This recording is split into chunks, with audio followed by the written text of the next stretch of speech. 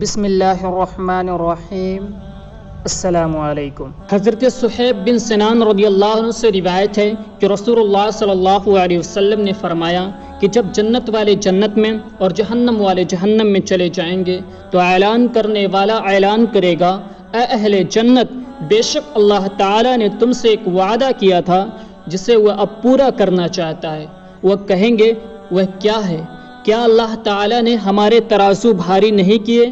اور کیا اس نے ہمارے چہرے کو روشن نہیں کیا؟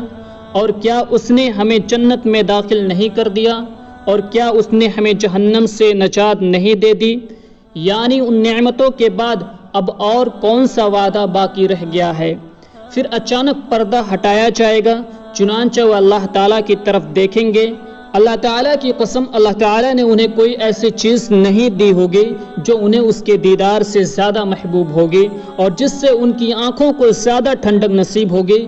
یعنی جنت میں دیدار الہی انہیں جنت کی دیگر نعمتوں کی نسبت زیادہ محبوب ہوگا اور ان سے ان کی آنکھوں کو سب سے زیادہ ٹھنڈک نصیب ہوگی۔